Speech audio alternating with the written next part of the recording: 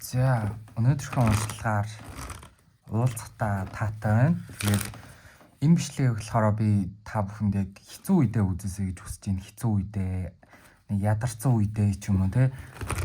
Эсвэл ямар нэгэн донтолтод орчоод байгаа үедээ ч юм уу те.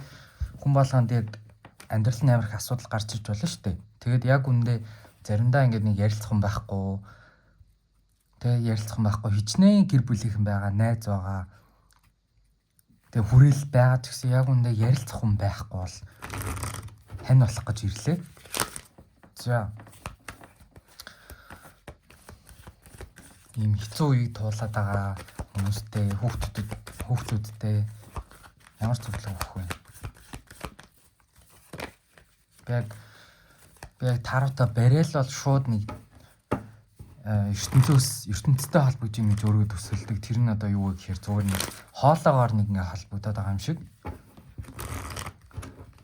Ингээд ертөнцийн бүх юмнууд ингээд явсаар байгаа сүултээ нэг цэг дээр ингээ огтлцдаг юм шиг санагддаг байхгүй яг тэр цэгээс нь ингээд мэдээлэл татж байгаа гэх юм уу да. За. Хэцүү үеийг туулж байгаа хүмүүстээ ямар хөдөлгөөн өгөх вэ?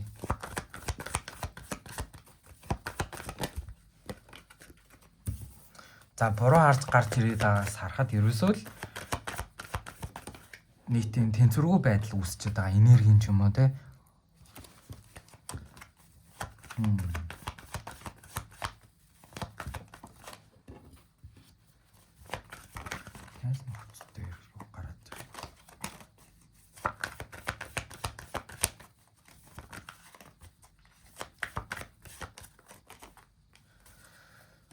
За тийм байна.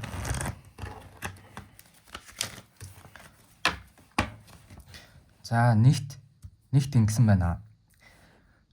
Танд угаасаа буруу гэдгийг мэдж байгаа ч гэсэн яг үнэндээ явж чадахгүй байгаа зүйл нэг байна. Тэр нь одоо донтолт гэдэг чинь өөрөө зөвхөн тамхи, зөвхөн арх биш шүү дээ. Хүмүүсээс ингээ анхаарал татах, attention seek гэж байдаг шүү дээ. Хүнээс анхаарал хүсдэг. Яаж игээл нэг хүмүүс өөрт нь анхаараарай. Хүмүүс өөрт нь одоо анхаараасаа гэж хүсдэг. Тэгээд олон найзтай байхыг хүсдэг ч юм уу. Тиймэрхүү хүмүүс байгаад байгаа байхгүй юу? Нэг тал нь. Нөгөө тал нь болохоор ямар нэгэн physical буюу нэг тийм биетэй тийм донтолтод өртчихөд байгаа. Тэр нь арх байж болно, тамхи байж болно. Гэхдээ энэ бүгд дээр нэг мэдээл орж ирж байгаа нь ерөөсөө энэ бүхэн харагдаж байгаа да ингээд ил танд одоо ингээд харагдахгүй байдлаар ингээд нуугдцсан гэдэг байгаа байхгүй юу? Тэрийг би шууд хараад ингэж бодсон.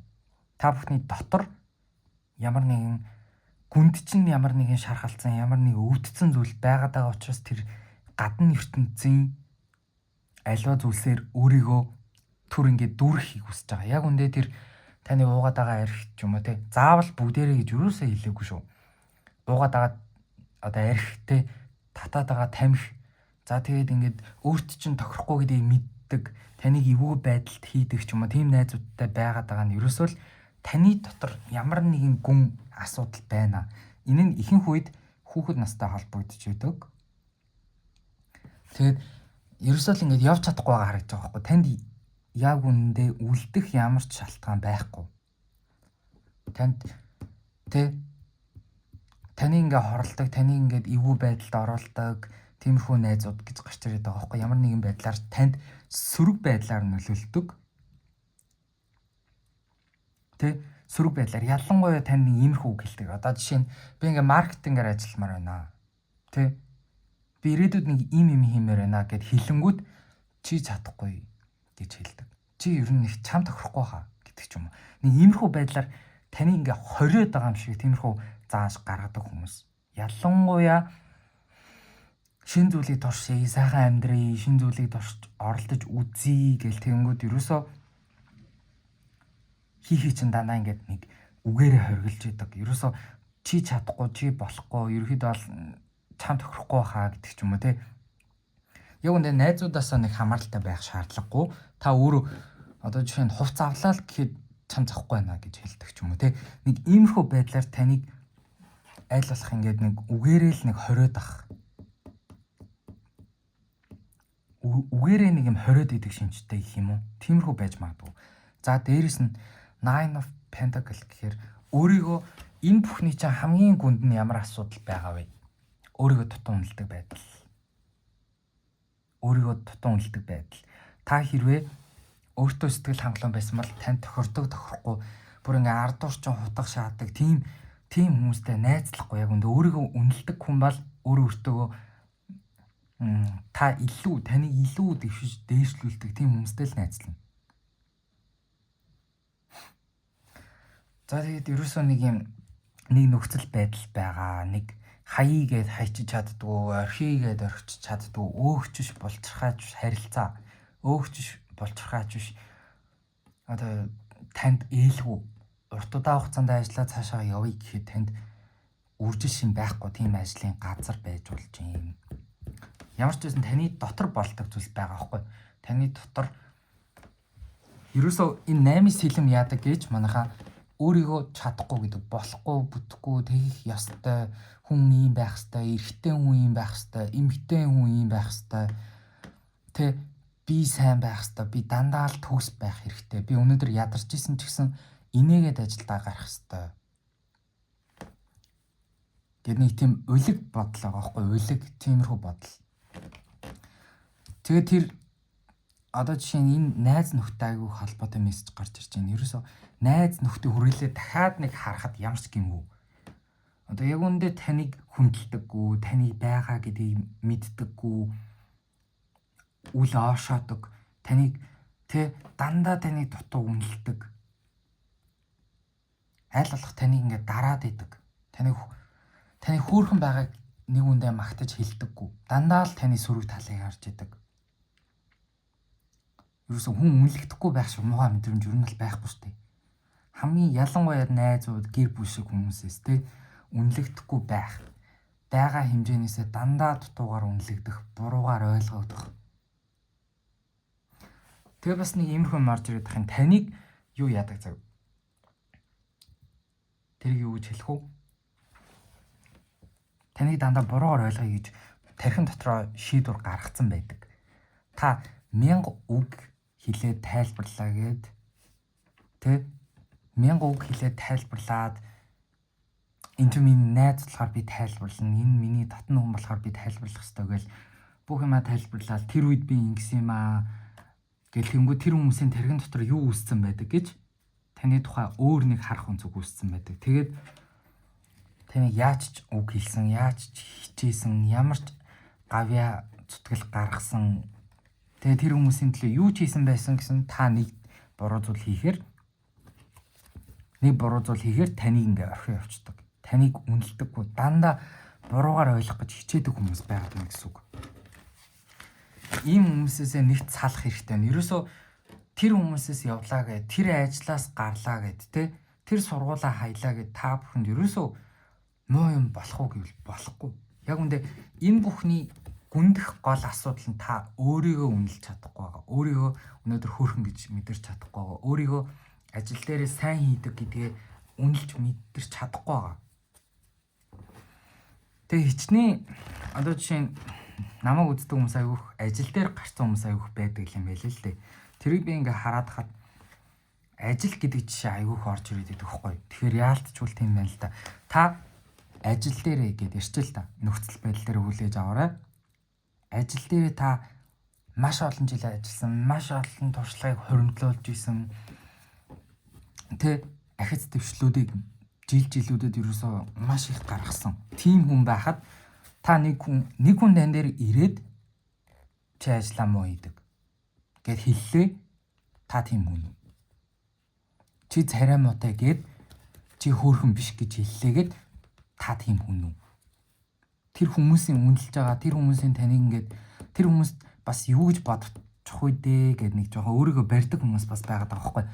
Найзуудынхаа хажууд бас нэг иймэрхүү хүмүүс байна. Найзуудынхаа хажууд өөрөөрөө байж чаддаггүй. Гэхдээ тэр хүн тэднэр нь яг үндэ таны жинхэнэ найз биш болол та өөрийгөө бие барьж байгаа. Жинхэнэ найзуудынхаа дунд хүн өөрийгөө барьдаг үгүй байхгүй юу? Жинхэнэ найзууд таныг яг үндэ шүүдгүй. Ямар ч тэнийг юм хийжсэн юу ч болж байсан таныг шүүдэггүй. Ерөөсөө манайхаа үлдэх ёстой хүмүүс нь үлдээд явах ёстой хүмүүс нь зүгээр яв гэдэг байр суурьтай байвал дээр байна. Тэгээд ерөөсөө дандаа хил хүүгээ залхидаг. Дандаа чи намайг дээр ингэж хэлээд намайг өвтгцэн. Тэгж хэлж байгаа чинь надад тухгүй байна гэж ерөөсөө хэлдэггүй, дандаа үгээ залхидаг. Ерөөсөө хүн танд ирээд муухай үг хэлж л байдаг. Гэхдээ та тэрийг ерөөсөө аль болох инээгээд нэг юм хэлэхгүй жоохон бантаад ч юм уу тиймэрхүү байдлаар өнгөрүүлчихдэг байж магадгүй. Тэгвэл ямар нэгэн байдлаар өөрийгөө илэрхийл. Үнэхээр таны хувийн орон зай руу халтаад байгаа хүмүүс бол зайгаа барьж эхэл гэж бол би хэлмээр байна. Гэхдээ энэ бол таны өөрийн сонголт юм уу? Ерөөсөө энэ бүхэн юунаас эхэлж байгаа вэ гэхээр та өөрийгөө хангалттай үнэлдэггүй болоод тань тохирохгүй хүмүүстэй очиж нийлж найзлаад үерхэд байгаа. Та өөрийгөө үнэлдэг одоо нэг ийм үг байдаг шүү дээ. Say I'm way better than this and move on гэдэг үг байдаг байхгүй. Би энэс хавьгүй дээр, би энэ нөхцөл байдал, би ийм ажил хийх хүн биш гэж хэлээд зүгээр л яваад үг гэж байгаа байхгүй. Гэхдээ энэ нь нэг талаар айгүй тэрслүүд, ажил голно гэж юу байдیں гэдэг ч юм уу. Тиймэрхүү байдлаар сонсогдож байгаа. Гэхдээ үгүй. Яг үүндээ хүн өөртөө тохирох хүмүүстэйгээ нийлжиж хүн өөртөө тохирох танд ирээдүйд амьдралд чинь яг үүндээ бодиттой байдлаар хэрэгтэй илүү цалин өгдөг, илүү тань ажилчнаа хайхаардаг тийм газар ажилладаг ч юм уу тийм газар хүн юм долоож олж иж чадна, олж идэж чадна, сайхан амьдарч чадна. Хүн амьдрахын тулд ажиллаа маш их хийх шаардлагатай.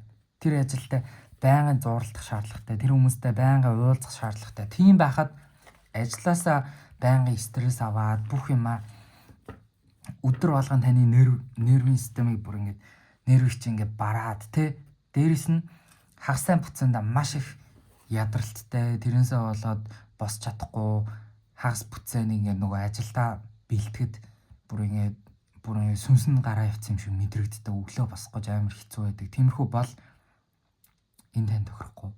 Та энэс илүү хүртэх эрхтэй гэдгийг одоо хэлэхээр нэг надад нэг урам зориг төрүүлээд тэгээд нэг бичлэг хий гэдэг санааг өгсөн байна л да одоо ертөнцтэй. За өөр ямар мэдээлэл байна? За нэг 3 үзэр татчихаа тэгээд бичлэгээ дуусгая. Ерөөсөө манайхаа үг бүрчлэн таарах ямар шаардлагагүй. Тэгэхээр өөрийнхөө нөхцөл байдлаа тааруулаад сонсч лээвэл тэгэл тэр чинь болж байгаа байхгүй юу? Яг үндэ үг үсэггүй таарах ерөөсөө шаардлага байхгүй. Хувийн уншлага юм шиг хүлээж авах ерөөсөө шаардлага байхгүй. Олон нийтийн уншлага шүү дээ. Тийм ээ. Гэтэ хувийн уншлага авч исэн ч гэсэн нэг юм 80% та таарахад л тэгэл бараг болчих тийм дөө.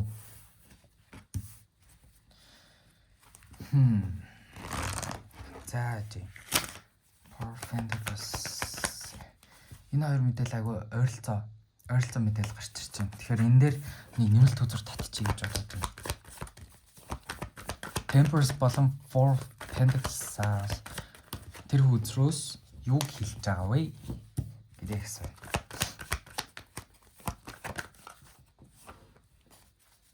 Hanged Woman. Энэ сая гарч ирсэн байхгүй. Тэгээ би тэрийг яг асуултаа асууг байсан болохоор буцаагаад авцیں۔ Тэгсэн чинь гараад ирсэн. За.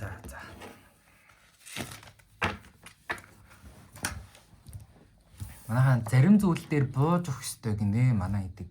Тэр нь одоо юу гэхээр тань угаасаа таардаггүй юм. Одоо нэг ийм жишээ орж ирж байна л та. Энэ жишээг өмнө хэлж илүү ялаа. Энэ надад амар утга учиртай санагдсан байхгүй. Та нэг хайрцаг байлаа, нэг жижигхэн хайрцаг байлаа. Тэрэнд багтах нь бол та өөрөө юм тавг заяа хоол иддэг тавг. Хэрвээ та зөв газараа нэг захын ресторанд очиод ашиглагдах юм бол та тань дээр хүмүүс тамхиныхаа үнсийг хаян тийм үү? Хэрвээ та танд тохирсон газар, одоо тансаг ресторан ч юм уу тийм газар очиод тань дээр тансаг хоолууд идэн тийм үү? Тэгэхээр яг хаана очиж хинд тэр чин сэтгэлээ өгөх вэ гэдэг чинь амар чухал байгаад байгаа байхгүй юу? Тэгээ та тэр нэг жижигхэн хайрцагт багтахын тулд өөрийнхөө тэр биеийг одоо багтаахын тулд та ингээд алхаар өөрийгөө цогтлоо. Тэгээ хаглаад тэр хайрцагын дотор өөрийгөө одоо тэр тавгныхаа тэр хагарсан эсвүүдийг хийлээ. Тэгээд яг үндэ нийгмийн нүдэн дээр та найзуудын группт тэ ямар нэгэн хүмүүстэй нэг нийлээд байгаа юм шиг л харагдана. Та найзтай байх гэж хичээдэг ч юм уу тэ эсвэл би энэ газар заавал байх хэрэгтэй гэж өөрийгөө хүчилдэг ч юм уу тийм байж болно. Тэр яг үндэ миний хэлэх гээд байгаа санаа нь ийм л ахгүй. Тань тохирохгүй газар та өөрийгөө багтаахын тулд өөрийнхөө үн цэнийг алддаг. Та өөрийгөө алддаг. Таныг үнэлэхгүй газар бол та бол хинч байж болно. Зарим нэгэн хүмүүсийн нүдээр бол та одоо юу гэдэг чинь те одоо муухайгаар хэллээ шүү. Тэрийг амар хүн дээр хүлээж аваа. Зарим хүмүүсийн нүд дээр та арчаагүй байж болно. Зарим хүмүүсийн нүдээр та ядуу харагдаж болно, мөнгөгүй байж болно, царай муутай байж болно, ашигч гэж хэлүүлж болно те. Энэ сте ашигч сте нэрийн ийм хоёр нүртэй яасан ийсэн гэж хэлж болно. Гэхдээ таны яг жинхэнэ мөн чанарыг бол тэр хүмүүс мэдэхгүй шүү дээ. Та бол яг үндэ тийм хүн биш. За хангид үн. Эднээс харж хахад одоогийн байдлаар өөрийн одоогийн байгаа байдлыг ч ерөөхдөө бол гаргаад ирж байгаа байхгүй юу? Ямар нэгэн зүйл дээр бууж өхөөс өөр аргагүй болсон. Бүр яалтчгүй л олон жил ажилласан мөртлөөд энэ ажлаас бүр гарахаас өөр аргагүй хүрээд байгаа. Яагаад гэвэл та бүр өөрийгөө алдаж эхэлж байгаа. Маш их ядарч байгаа. Бүр амьдралаас залхаж байгаа. Гэхдээ энэ зүйлийг тань тохирохгүй найзуудыг орхиж яваад, тань тохирохгүй хосоос салаад, танд хэрэггүй ажилласаа гараад, өөртөө хэрэггүй байгаа гэрээ тогшлуудыг гаргаж хайснаар өөртөө хэцүү одоо хатуу хөдөө хандхаа болсноор тий бууж өстэй зүйлийг зүгээр бууж өгөөд явуулах зүйлийг нь явуулснаар таны амьдрал яг сайхан зүйлийг явуулахаар зэгчийдэг, бэлтжийдэг яг явуулж байдаг тий. Тэгэхээр нэг тохирохгүй найзуудаа өөрийгөө амар илэрхийлээд өөрийгөө яг үнэ амар чин сэтгэлээр яг хүүхдээрээ яг өөрийгөө нэг амар нуухгүйгээр би яг ийм тийм хүн ингэж боддгоо гэд хэлсэн чинь тэрийг нь хүмүүс хэцүү байдлаар одоо танд тэ таны ард турчин ярих ч юм уу тиймэрхүү байдлаар муу байдлаар ашиглаад тэрнээс болоод өөрийгөө хаадаг, өөрийгөө барьдаг, өөрийнхөө яг юу бодож байгааг хэлэхэ болчихсон тиймэрхүү нөхцөл байдал харагдаад байгаа байхгүй. Өөрийгөө ямар ч байсан ингээд дараад байгаа. Би энд өөрийгөө жинхнээсээ илэрхийлчих юм бол хүмүүс намайг үзээ ядна. Хүмүүсийн үзэл бодолтой над би бол таарахгүй гэдэг. Иймэрхүү нөхцөл байдал үүссэн байгаа байхгүй. Гэхдээ энийг тэнцвэртэйгээр барьж явах юм бол та хаана очиод зогсох вэ гэдэг мэдж байгаа харагдаж байна. Ерөөсө энэ хүртэл би хүмүүстэй нээлттэй ярилцсан өөрийгөө илэрхийлнэ. Гэхдээ энээс цаашаа би хинтээж ярихгүй. Хинтээж энэ зүйлийг ярихгүй. Зарим нэг зүйлийг өөртөө үлдээхтэй. Зарим нэгэн зүйлийг хүн өөрөө мэдчих хатал болдог. Тэгэхээр өөрийгөө хэрэггүй зүйлсээ дарах, тэг ярихгүй юмаа мэдэх чинь хамгийн чухал зүйл байгаа тийм. Temperance ч өөрөө нэг юм яг доторх тэр intention буюу зорилтоо яг ямар сэтлэр хүнтэй харилцаад байгаа нь тий тэр зүйлийг юу гэж боддгийг гэдгээ нууж байгааг илэрхийлж өгдөг байхгүй нууж байгаа. Одоо яг хятад шиг л гэсэн үг. Хятад нэг өөрийнхөө дотроо бодож байгаа юмудаа нэг илэрхийлдэггүй шүү дээ. Дотроо төвчээл тийм байдал заримдаа зөв байдаг. Тэ дээрэс нь энэ бүхнийг дуусгаад явуулсны дараа таны амьдрал дахиад нэг шинэ эхлэл ирж байна. Одоо дахиад зам болж байна. Амьдрал дахиад сэргэн. Одоо ургамал ургаж байна те. Цэцэг дэлгэрж байна. Тийм болохоор бүх зүйл эргээд сайхан болно гэдэгт итгээрэй. Бүх зүйл эргээд сайхан болно манайха. Нар гарнаа гэдэг нь шүү дээ. Яг тиймэрхүү. За нэг иймэрхүү мэдээлэлүүд гарч ирлээ. Тэгэхээр өнөөдрийн уншлага таалагдсан байх гэж бодож байна. Дараагийн бичлэгээр уулзцгаая.